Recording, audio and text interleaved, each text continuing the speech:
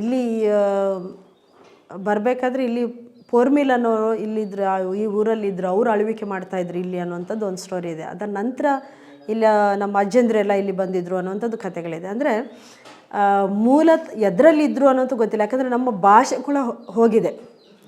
ಮೂಲತಃ ನಮ್ಮ ಭಾಷೆ ಯಾವುದಿತ್ತು ಅನ್ನೋಂಥದ್ದು ಕೂಡ ನಮ್ಗೆ ಗೊತ್ತಿಲ್ಲ. ಈಗ ನಾವು ಯಾರ ಕಡೆ, ಈಗ ಮಹಾರಾಷ್ಟ್ರ ಈ ಕಡೆ ಮರಾಠರು ಜಾಸ್ತಿ ಇರೋದ್ರಿಂದ ನಾವು ಮರಾಠ ಮಿಕ್ಸ್ ಮಾಡಿ ಮಾತಾಡ್ತೇವೆ.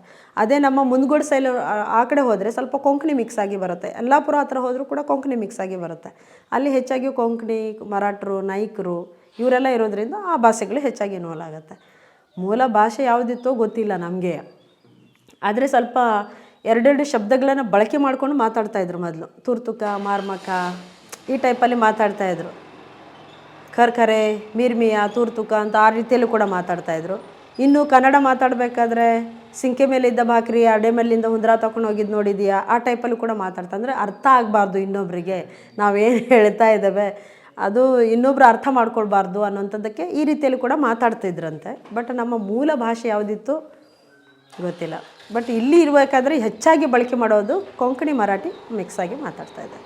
ಹೇಗೆ ಅಂತ ಹೇಳಿದರೆ, ಈಗ ನಾವು ಬರ್ತಾ ಇರಬೇಕಾದ್ರೆ ಈ ಭಾಗದಲ್ಲಿದ್ದವರೆಲ್ಲ ಹೆಚ್ಚಾಗಿ ಕ್ರಿಶ್ಚಿಯನ್ ಸಮುದಾಯಕ್ಕೆ ಸೇರಿದವರು. ಆ ಕಡೆ ನಾಯ್ಕ್, ಭಟ್ರು ಆ ಕಡೆ ಇದ್ದವರೆಲ್ಲ ಹಿಂದೂಗಳಾಗಿದ್ದಾರೆ. ಮತ್ತು ಇನ್ನೂ ಮುಸ್ಲಿಮ್ಸರು ಕೂಡ ಇದ್ದಾರೆ.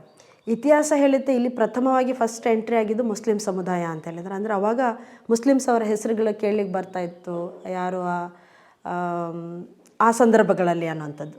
ಬಟ್ ಈಗ ನಮ್ಮದೇ ಆದಂಥ ಧರ್ಮ ಅಂದ ತಕ್ಷಣ ಈಗ ಸಮಸ್ಯೆ ಬರುತ್ತೆ. ಈಗ ನಮಗೆ ಇಷ್ಟವಾಗಿರುವಂಥ ಧರ್ಮದಲ್ಲಿ ನಾವಿದ್ದೇವೆ ಅಂತೇಳಿ ಮೂಲ ಯಾವುದು ಅನ್ನೋಂಥದ್ದು ಕೂಡ ನಮಗೆ ಇನ್ನೂ ತನಕ ಅದನ್ನು ಇದು ಮಾಡ್ಕೊಳ್ಳಿಕ್ಕಾಗಲಿಲ್ಲ. ಬಟ್ ಈ 3 ತಲೆಮಾರುಗಳ ಇತಿಹಾಸಗಳನ್ನು ಹೇಳಿದರೆ ಇಲ್ಲಿ ನಮ್ಮಲ್ಲಿ ಕೂಡ ನಮ್ಮ ಅಜ್ಜನ ಹೆಸರು ಮೊತೇಸ್, ತಂದೆ ಹೆಸರು ದಿಯೋಗ್, ನನ್ನ ಹೆಸರು ಜೂಲಿಯಾನ ಈ ಟೈಪಲ್ಲಿ ಬರುತ್ತೆ. ಈಗ ಮುಸ್ಲಿಮ್ಸಲ್ಲಿ ಕೂಡ ಸೇಮ್ ಆಗಿ ಬರುತ್ತೆ. ಅದಕ್ಕಿಂತ ಹಿಂದೆ ಯಾವುದರಲ್ಲಿತ್ತು ಅನ್ನುವಂಥದ್ದು ಯಾರಿಗೂ ಕೂಡ ಇದು ಸರಿಯಾಗಿ ಗೊತ್ತೇ ಇಲ್ಲದೇ ಇರುವಂಥ ಒಂದು ವಿಚಾರ. ಹೆಚ್ಚಾಗಿ ಅಂತ ಹೇಳಿದರೆ ರಾಮ ಮೂಲ ಇದರಲ್ಲಿ ಕೂಡ ಗಿರ್ಗೋಲಿ ಅಂತ ಬರುತ್ತೆ. ಗಿರ್ಗೋಲಿ ಅಂದರೆ ಕ್ರಿಶ್ಚಿಯನಲ್ಲಿ ಬರ್ತದೆ. ಈಗ ಇಲ್ಲಿ ಯಾರು ಈಗ ಗೀತಾ ಗಿರಿಜಾ ಸಿದ್ದಿ ಇದ್ದಾರಲ್ಲ, ಇವರ ಹೆಸರು, ತಂದೆ ಹೆಸರು ಗಿರ್ಗೋಲಿ ಅಂತ ಬರುತ್ತೆ. ಅಂದರೆ ಅವರು ಗಿರ್ಗೋಲಿ ಅಂದರೆ ಅವರ ಅಜ್ಜ ಕೂಡ ಕ್ರಿಶ್ಚಿಯನ್ ಇದರಿಂದನೇ ಬಂತು ಅನ್ನೋಂಥ ಲೆಕ್ಕ ಬರುತ್ತೆ. ಅದಕ್ಕೆ ಮೂಲ ಯಾವುದು ಅನ್ನೋಂಥದ್ದು ಹಿಡ್ಕೊಳ್ಳಿಕ್ಕೆ ಕಷ್ಟ. ಸಿದ್ಧಿಗಳೇ, ಸಿದ್ಧಿನೇ ಧರ್ಮ ಅಂತ ಸೇರ್ಕೊಂಡಿದ್ದಾರೆ.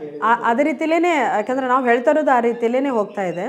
ಅದಕ್ಕೆ ಮೂಲತಃ ಯಾವುದು ಏನಿದೆ ಅನ್ನೋಂಥದ್ದು ಗೊತ್ತಿಲ್ಲ. ಮತ್ತು ನಾವು ಒಂದೇ ಕಡೆಯಿಂದ ಬಂದಿದ್ದಾಗಿದ್ದರೆ ಒಂದು ಕಥೆಯನ್ನು ಹೇಳ್ಬೋದಾಗಿತ್ತು, ಒಂದು ಸ್ಟೋರಿ, ಇಲ್ಲಾಂದರೆ ಒಂದು ಫ್ಯಾಮಿಲಿ ಅಂತ ಹೇಳ್ಬೋದಾಗಿತ್ತು.